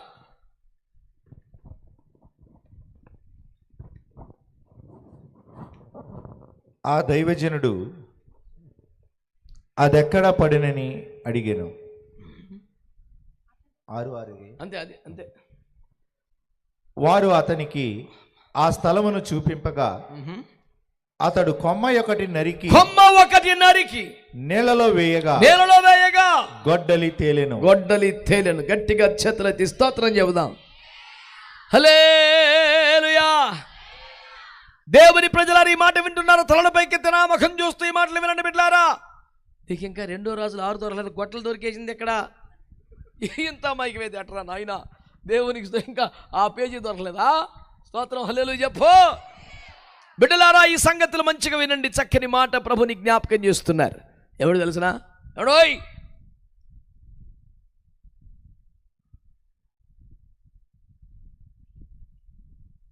ఈ మంచి మాట వినండి బిడ్డలారా. ఒకడు అయ్యగారితోనే ఉంటూ అయ్యగారు అంట, అయ్యగారికి సంబంధం లేకుండా, అయ్యగారికి తెలియకుండా, అయ్యగారికి చెప్పకుండా, అయ్యగారికి నచ్చని గొడ్లోటి తెచ్చి దాచిపెట్టాడు. అయ్యా అంటే ఉత్తిదే, అంత మోసం నటన. ఒకరోజు నా టీముని పోగు చేసుకున్నాడు, ప్రోగ్రాం సిద్ధం చేశాడు. దైవజన్, అయ్యా మీ సెలవుని ఎడలా మేము యోర్దాను నద్దరికి పోయి తల్లవక రాను నరికి తల్లవక కొంపు కట్టుకొని మా బతుకులు ఏం మొత్తం ఈ తలకను మాకు తెల్లగట్లేవి సోతరపాదని పేరం తీస్తున్నామని మొత్తాన్ని పెట్టాడు. ఇటు తిరిగేపటికి 6 రోజులు అతనే మళ్ళీ ఉపాసం అంటున్నావు, ఈ క్లాస్ కట్టుబడి తిందాం అనుకుంటే తెల్లారి నెత్తలేదు, రాత్రి నెత్తలేదు, వారం గడవ నెత్తలేదు. ఇటు కుదరదు మాకు. మేము వెలుగు వేరే పాకేసుకుని నచ్చినప్పుడు లెగుతా, నచ్చినప్పుడు తింటా. ఇప్పుడు అయ్యగారి కొంపలో ఆకలికి అల్లాడిపోయి తినలేక కాదు, అన్నీ బాగానే ఉన్నాయి కానీ టైమింగ్స్ నచ్చలే మనోడికి. మా దగ్గరికి ఒకడు వచ్చాడు, పాస్టర్ గారు మీరు అర్ధరాత్రి 1 గంట వరకైనా పని చెప్పండి చేస్తా, కానీ 4 గంటకి మాత్రం లేకపోతున్నాడు. వాడు అడు మోసేకి మించి ధర్మశాస్త్రం రాస్తున్నావు, నాకు ఏందిరా నువ్వు అలా. నువ్వు 2 కూడా ఆఫర్ ఇచ్చాను నీకు, 1 కనుక 2 దగ్గర పని చెప్పి చేస్తా, నువ్వు పొద్దున్న లేపక నన్ను. నేనేమన్నానంటే 9 పడుకోగా 4 రా అన్న. నా నిద్ర రాదనా, సెంటర్లో కూర్చో అలవాటు నాకు రాదు. కాళ్ళు చేతులు గట్టేసినా నిద్ర అట్ట పొరులుతూ ఆడబడి కానీ నాకు నిద్ర రాదు. వీడికి వచ్చేది ఆ టైంకి వచ్చేద్దంటే అర్ధరాత్రులు దయ్యాలు తిరిగే టైంలో వీడు ఏంటంటే వీడి పని, మళ్ళీ దేవదూతలాగా మాట్లాడుతున్నాడు వీడు. ఈ టైమింగ్స్ అనేది నచ్చక మనోడు వెళ్ళిపోయాడు. ఒక మంచి నది ఒట్టిన చెట్టు చూసుకున్నాడు. ఏటొట్టిన ఉందేమో గత లావుకుంది చెట్టు, ఈ చెట్లు ఈ కొమ్మలు మనకు పనికొత్త కూర్చొని నరుకుతున్నాడు. మంచి ఉద్యమంగా ఉన్నాడు. కారణం ఏంటి? ఈ రోజుతో అయ్యగారితో తెప్పలు పోతున్నాయి, మనం వేరే కొంపటెట్టి వేస్తున్నాం, వేరే పాకేసుకుంటున్నాం. ఇప్పుడు నుంచి అప్నా మర్జీకా రాజా బన్గాయా జో చాహితే ఒక శక్తి హల్లెలూయా అని మంచి మూమెంట్లో నాడు నరుకుతున్నాడు. మా పెద్ద రాసిన పాటే విశాఖపట్నంలో గట్టి మిగిల్చింది కన్నీ గట్టి కాదు, ఈ కన్నీటి కాదే గొడ్డలంట పాపం ఊడిపోయి యోర్దాను నదిలో పడిపోయిందంట. కట్టి మాత్రం చేతిలో ఉందంట. అక్కడే కూర్చొని అయ్యో నా దైవజనుడా ఏలుండి వాడ గొడ్డలు పడిపోయింది, అయ్యా గొడ్డలు పడిపోయింది అని ఏడుతున్నాడు. పెద్ద ఆయన అంటాడు, పోతే పోయింది రా, గొడ్డలేక పోనే, నా కొడుకువి నా బిడ్డవి, ఎంత చెడిపోయినా నా కొడుకువే కదా, నువ్వు శుభ్రంగా నాకు అదే 10,000 అంటే నీకు ఎట్ట చెప్పాలి అర్థం కావట్లేదు తండ్రి. గొడ్డలు చెప్పా పానే గొడ్డల కోసం పెడతావు, నువ్వు శుభ్రంగా నాకు అదే 10,000 అంటాడు తండ్రి. వీడికేం వస్తువు ముఖ్యం, తండ్రికేం వీడి ముఖ్యం. ఏం కాదులే పోతే పోయింది గొడ్డలే, నేను ఇప్పుడు కొని మీద కావట్లేదుగా, నువ్వు గొడ్డలు తెచ్చిమ్మంటలే కదా, పోతే పోనీ అన్నాడు. నువ్వు అంటలేదు కానీ ఆడు అంటున్నాడు. అయ్యా ఎవడాడు, ఎవరు తెచ్చాడంట, ఎవరి దగ్గర నేను చెప్పను. చెప్పితే ఎంతటి ఘోరమైనటువంటి మోసం ఇది. వాడి దగ్గరికి ఎందుకు వెళ్ళేవరా అంటాడు. ఎప్పుడు వెళ్ళేవరు అంటాడు. ఎన్నాళ్ళ నుంచి జరుగుతుందో ఇది అంటాడు. ఇవన్నీ చెప్పలే, నీ దండం పెడతా. ఇన్ని కన్ను కప్పి నువ్వు ప్రార్థనలో ఎప్పుడో వెళ్ళిపోయా, తెచ్చేసా, దాచేసా. ఇప్పుడు అయ్యగారులు అందరూ ఇక్కడ ఉన్నారు. ఇప్పుడు ఆదివారం కంచి మళ్ళీ ఆదివారం దాకా వెళ్ళి మనం కుదురుకుంటానే ఉన్నావా? అటు ఇటు పోతున్నారు గొడ్డలు తెచ్చుకుంటాకి. పిల్లగాళ్ళు ఎవరు మాట్లాడతలేదు, ఎటు పోతలేదురా మీరు వేసి రక్తం చెయ్యం. తెలివితేటలని నా కాడ చూపిస్తున్నారు చూడు. అయ్యా అయ్యా ఏలినవాడా దైవజుడు, ఈడు ఎప్పుడు ఏళ్ళనిచ్చాడు అట్ట అంటాడు. వరకు ఏలినవాడా అని ఎప్పుడు ఆడిదే చిత్తం అని బాగా చూసుకుంటే చర్చికొస్తాడు. ఆడికో పాట ఇవ్వాలా, కనీసం ఇవ్వకపోయినా ఈ అన్నాడు చూసినప్పుడల్లా. అంటున్నా మీరు అంట సీరియస్గా అంటారు. ఒకటి మానేసి నేను నవ్వలేదండి మా చర్చిలో. ఎంక్వైరీ చేస్తే కనీసం నవ్వితే నవ్వలేదు అన్నట్టు సీరియస్ పెట్టి కూర్చున్నాడు. ఎందుకు వెళ్ళరా చర్చికి నేను అడిగా, అరే ఆడు వస్తారైతే ఏందిరా అంటే, ఆడు నవ్వితే నువ్వు నవ్వలేదంట. అంటే నేనేమన్నా ప్లాస్టిక్ బొమ్మ ఇట్లా కూర్చుంటాను రోజంతా మనం? ఎట్ట సాధ్యం ఇట్టాగా ఉంటాం కంటిన్యూగా. నాకే కడుపు వచ్చిందో, ఏ తలనొప్పి వచ్చిందో, ఏ బాధ వచ్చిందో, నాకు ఎవడు గుర్తొచ్చాడు, నాకేం ఫోన్ వచ్చిందో, నా ముఖం మీద టెన్షన్లో ఉందో, ఆడు నా ముందు నుంచి ఇట్టు వెళ్తా ఇట్ట అన్నాడంట. నేను అనలేదంట. ఆడు మానేశాడు చర్చి. నాయన నీకు వారానికి ఒకరోజు సమర్పించుకొని నీ ముందు కూర్చొని నవ్వుతాను రారా. ఎందుకని ఇట్లాంటి కేసులు నా మీద పెడుతున్నావు అంటే, అటు కదా నాకు చాలా ఫీల్ అయ్యాను, నువ్వు కనీసం నవ్వలేదంటే నేను నవ్వుతా ఎట్లా ఉంటాను 24/7. నువ్వు ఆరోగ్యవంతుడు నువ్వే ఉండలేకపోతున్నావు, నేను ఈ పేషెంట్ని రకరకాల బాధలతో చస్తాను, నేను ఎట్లా అవుతాను రా పద్దాక అంటే అంటే నాకు బాధ అవుతుందని ఎవరికా. నువ్వు మానేసి ఇంకో గుడికి పోయినప్పుడు ఆడితో ఇడితో తిరిగినప్పుడు సెంటర్లో కూర్చున్నప్పుడు నేను గుర్తురాలేదా నీకు, ఇప్పుడు బాధ అవుతుంది అంటున్నావు అంటే ఇక బాధలో అట్టాడు కాకెత్తి వెళ్ళిపోయింది. ఎవడాడు ఆడి పేరు చెప్పడం. ఎందుకంటే కొంతకాలంగా అగ్రిమెంట్ ఉంది వీళ్ళిద్దరికీ. ఇలాంటి పాపిష్టి పనులు మానేయండి. ఎవరింట్లో ఉంటున్నావు, ఎవరి సంఘంలో ఉంటున్నావు, ఎవరి సహవాసంలో ఉంటున్నావు, అక్కడే కట్లైనా అక్కడే గొట్టలైనా నువ్వు ఇంకో దగ్గరికి ఎందుకు వెళ్ళావు? ఈ పాటి గొట్టలు అయ్యగారి దగ్గర లేదా? ఉంది, కానీ అడుగు తాకిడికి మొహమాటం. ఎందుకురా గొట్టలు అంటాడు, ఏరుకొంపట పెడతాకి అని చెప్పలేడు. అయ్యగారు పడుకున్నప్పుడు వేరే ఊరు మిర్చికి వెళ్ళినప్పుడు 4 కర్రలు నరుకొద్దామన్న ప్లాన్ చెప్పలేడు. అందుకని ఇక్కడ 150 గొడ్డలు పెట్టుకొని లూజు గొడ్డలు తెచ్చుకుంటా అవతల కొంపకి వెళ్ళాడు. ఆడు తెచ్చుకున్నది ఎరువు గొడ్డలు, అది కూడా లూజు. 2 దెబ్బలు కొట్టేపాటి కర్ర ఉంది గొడ్డలు పోయి అది కూడా రోడ్డు పక్కన పడింది. ఇద్దరు కాదు నది పక్కన చూసుకొని కొట్టుకున్నాడు వీడు. అది ఎవరుతానంటే ఏంటిది, ఎగువ నుండి పల్లానికి పోతుంది, అందులో పడేది. వీడి పైన కూర్చొని అయ్యో పోయనే ఆ గొడ్డలి పోయ పద గొడ్డలు పద పేరం పని ఎడుతున్నావు. ఇంకోటి కొందావా, ఇంకోటి కొంటే కుదరదయ్యా, ఆ గొడ్డలే కావాలి. ఎందుకురా? అది మంద కాదయ్యా. మంద కాదా? ఇంక అడగబాక, నీకు దండం పెడతా, తప్పే పాపమే. ఆల్రెడీ కర్త కొట్టుకుంటున్నా బుర్ర మీద, ఇంక అడగబాకు. యోర్దాన్లో పడిపోయిన ఇనుప వస్తువుకు దొరుకుద్దండి. ఎగువ నుండి దిగువకి ప్రవాహం ఇస్తుంటే వెళ్ళిపోయి ఇమ్మీడియట్గా మృత సముద్రంలో పడిపోద్ది కదా, ఎట్ట దొరుకుద్దండి? ఈడేమో అదే గొడ్డలు కావాలంటే ఇంకోటి కొనిద్దాం లేరంటే ఒప్పుకోడు. ఎందుకంటే అది వేరొకరి దగ్గర తెచ్చాడు, కప్పు చెప్పాలి నూరుకోడు. ఇప్పుడు బంగారం గొడ్డలు అంటే తేవాలి, ఆడితో పడలేమేక మనం. ఆ మూమెంట్లో ఆ దైవజనుడు ఆకాశానికి భూమికి మధ్యలో ఉన్న ఒక చెట్టు చిన్న కొమ్మని విరిచి ఎక్కడ పడిందిరా గొడ్డలు అన్నాడు. అక్కడ వేసాడు. చిత్రంగా కొమ్మ కూడా మునిగిపోయింది. నా దరిద్రం ఎట్టుంది, తలరాతి ఎట్టుంది, కర్మ ఎట్టుంది, రాసి పెట్టింది ఎట్టుంది, ఇవన్నీ పలుకుతున్నాడు రోడ్డు మీద కూర్చొని. ఎందుకని? నా గొడ్డలంటే 8 మునిగిపోయింది, ఈయన కోసిన కొమ్మ కూడా మునిగిపోయింది, నా తలరాతి ఎట్టు తెచ్చింది. గొడ్డలంటే మునిగిద్ది కానీ పచ్చి కొమ్మ మునిగిద్ది, నెల మీద తేలాలి కదా. మనకు కాల్సిన గొడ్డలు మునిగిపోయిందంటే సహజం అనుకోని తేలాల్సిన కొమ్మ కూడా మునిగిపోయినే. హతవిధి ఏమి ఘోర వైపరీత్యము, నా పరిస్థితి ఇంత వికటముగా మారినదే. అకటకట అని ఎడుతున్నాడు రోడ్డు మీద కూర్చొని. వరకానబ్బా పద్దాగా శోక కీర్తన, నువ్వు శృతికేతం పాడురా. ఏం పాడతామయ్యా గొడ్డల పోతే శృతికేతం? అట్లా ఉంది ఆడి పరిస్థితి. ఒక్క నిమిషంలోనే తేలాల్సిన కొమ్మ కూడా మునిగిపోయింది. విచిత్రం అనుకుంటే ఎక్కడో యోర్దాను అడుగున మునిగిపోయిన గొడ్డల్ని పాతాలకి వెళ్ళకేసి సేదన లాగినట్టు వేసి రక్తం వేసి చేయం ఆ గొడ్డలు తీసుకుని పైకి వచ్చేసింది. నేను ఒక ఆర్టికల్ రాశాను, యూట్యూబ్లో కూడా పెట్టాను. దేవునికి స్తోత్రం. గొడ్డలి తేలెను, సైన్స్ ఓడేనని పెట్టాను. ఏసు రక్తం వేయించేయం వాడిపోయిరా, సైన్స్ ఏసు రక్తం వేయించేయం. నువ్వు అందవా ఆర్కిమిడీస్ అంటావు, ఈ మెడీస్ అంటావు, న్యూటన్ అంటావు, వాళ్ళు అంటావు, పేర్లు కూడా తిరిగి సావు. నాకు పెద్ద పెద్ద వాళ్ళు అందరూ ఉన్నారు. ఏంది చిత్రం? మునగని కొమ్మ మునిగినది, మునిగిన గొడ్డల్ని తెలిచినది. గొడ్డలే మునిగిపోతే, నదిలో పడిపోతే, కొట్టుకొని పోతుంటే ఇంకా ఆశమన మిగిలి ఉంటుందా? మా ఎముకలు ఎండిపోయినవి, మా ఆశలు విఫలమైపోయినవి. అయ్యో మేము నాశనం అయిపోతామని వాళ్ళు ఏడ్చుతున్నారు. సైన్యములకు అధిపతి యెహోవా సెలవిచ్చినది ఏమనగా, మీరేం భయపడకండి, మేము నాశనం అయిపోతామి, మా ఎముకలు ఎండిపోయాయి.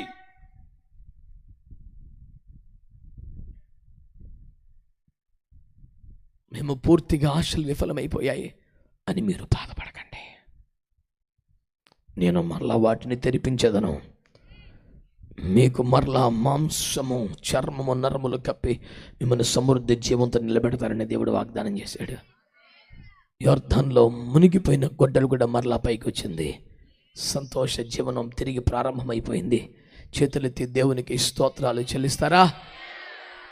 ఆమేన్ గట్టిగా హల్లెలూయా. ఈ రాత్రి నేను మీకు ప్రకటిస్తున్న సత్యం ఏమనగా, దేవుని బిడ్డలారా, ఏది చేయి దాటిపోయింది అనుకున్నావో, ఏదిక ఛాన్స్ లేదనుకున్నావో, ఏదిక అయిపోయింది చివరి దశ అనుకుంటున్నావో, ఒకవేళ ఈ రాత్రి నువ్వు కోల్పోయిన సమస్తాన్ని తిరిగి తెచ్చి ఇవ్వగలనని వాగ్దానం చేస్తున్నా యేసయ్య మాట నమ్మితే, నీ బ్రతుకు నావలోనికి ఆయన ఎక్కించుకోవటానికి ఇష్టపడితే, ఆమేన్. కులము వ్యర్థమని, మతం ఒక అమాయక మానవ ప్రయత్నమేమని, ప్రతి కులము మోసమేనని, ఇవేమి కూడుబెట్టేవి, నరకం తప్పించేవి కాదని అర్థం చేసుకొని నీ జీవిత నావలోనికి, బ్రతుకు నావలోనికి, హృదయ సీమలోనికి యేసును ఎక్కించుకున్నట్టుగా నువ్వు ఇష్టపడితే, ఇదిగో నీకు ఒక మంచి సువార్త చెబుతున్నాను. నువ్వు కోల్పోయిన సమస్తాన్ని ఆయన తిరిగి తెచ్చి ఇవ్వగలడు. ఆ బిడ్డ ప్రాణము ఆమెలోనికి తిరిగి వచ్చింది. ఆమె లేచి యేసుతో నడవటం ప్రారంభించింది. దేవునికి స్తోత్రం కలుగునుగాక. హల్లెలూయా. ఆ రాయి పొరలిస్తే కుళ్ళు కంపొసద్దన్నారు, పురుగులు కనపడతాయి అన్నారు. కానీ సమృద్ధి జీవంతో చక్కని మనిషి మరలా బయటకు వచ్చాడు. దేవునికి స్తోత్రం కలుగునుగాక. హల్లెలూయా. ఇక సముద్రంలో మునిగిపోతాం, కాసేపుడుకో కూసేపుడుకో చచ్చిపోతాం అనుకున్నారు. కానీ యేసు తమ నావ ఎక్కించుకోవడానికి ఇష్టపడ్డారు. వెంటనే వారి నావ కోరిన రేవుకు చేరిపోయింది. దేవునికి స్తోత్రం కలుగునుగాక. హల్లెలూయా. చేతిలో తప్పు చేసుకున్నాడు, తండ్రికి వ్యతిరేకంగా, దైవజనుని విరుద్ధంగా రకరకాల ఫెలోషిప్లు, సహవాసాలు, అటోగా ఇటోగా తెచ్చి లేని పన్ను గడ్డలు తెచ్చుకొని పేన మీద తెచ్చుకున్నాను. అయ్యా తప్పు అయిపోయింది, ఇక నా పరువుగా పడితే చాలు, ఈసారి కుదురుకుంటానని ఏడుస్తున్నాడు. వట్టి కట్టె మాత్రం మిగిలింది, విలువైందంతే పోయింది, అన్ని నాశనం అయిపోయినాయి అని ఏడుస్తూ ఉండగా దైవజనుడు వచ్చాడు. ఆకాశానికి భూమికి ఒక లేత కొమ్మ కోయబడింది. ఆ కోయబడ్డ కొమ్మ ప్రభువైన యేసుక్రీస్తు వారు. కొమ్మ మునగదు, యేసయ్యకి మరణం లేదు, కానీ నీ ఆత్మను తీసుకురావటానికి మరణంలోనికి వెళ్ళాడు.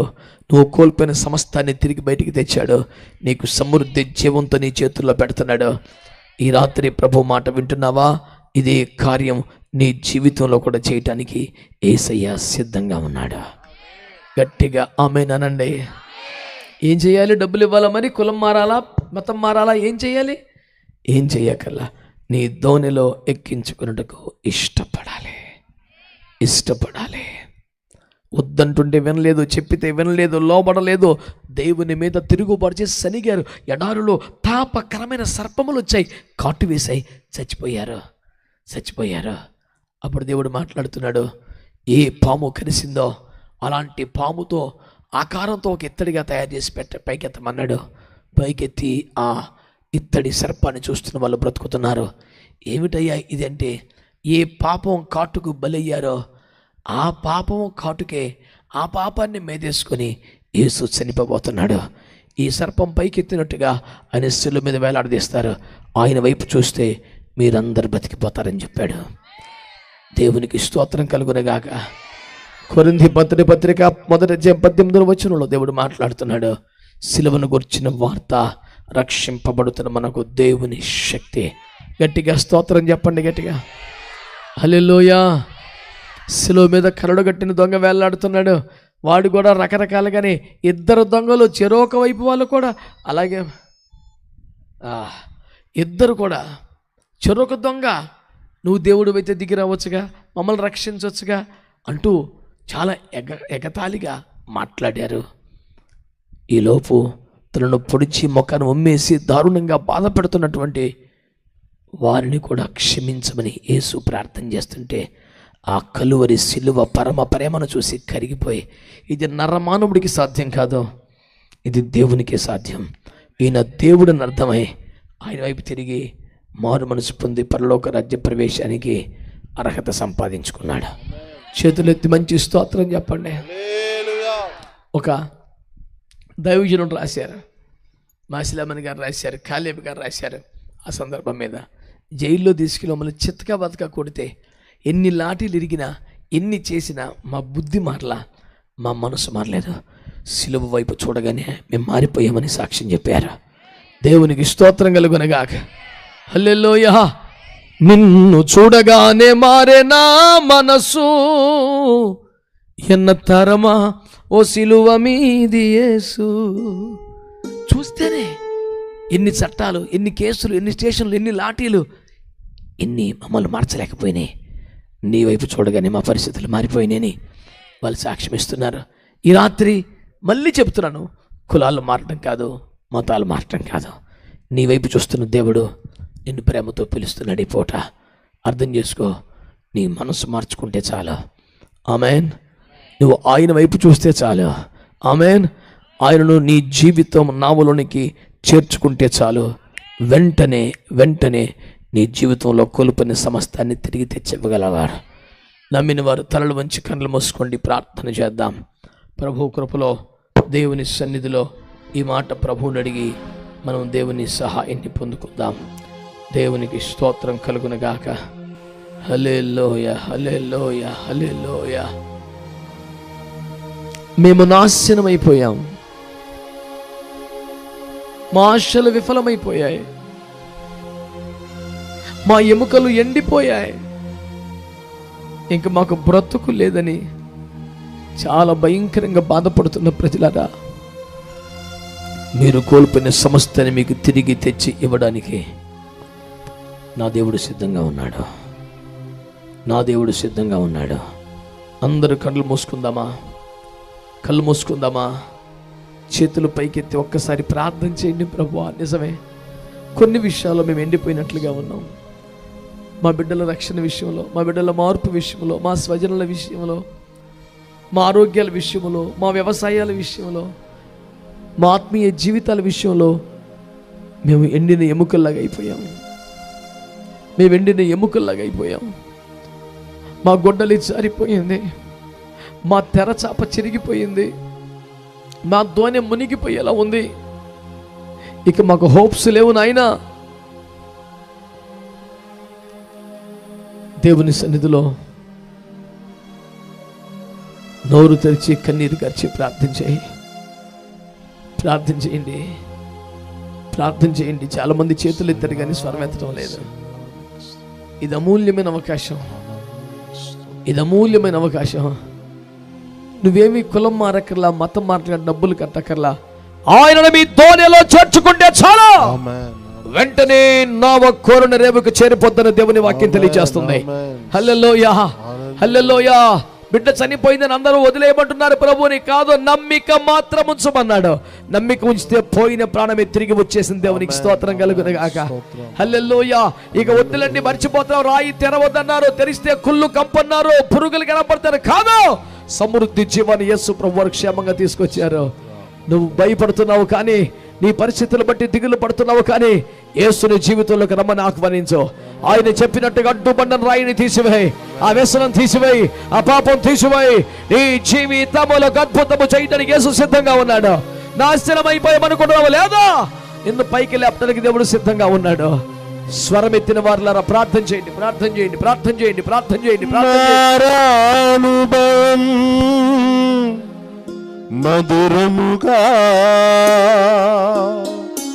మార్చగలవు మారానుభవం అనుభవం మధురముగా మార్చగలవు నీవు.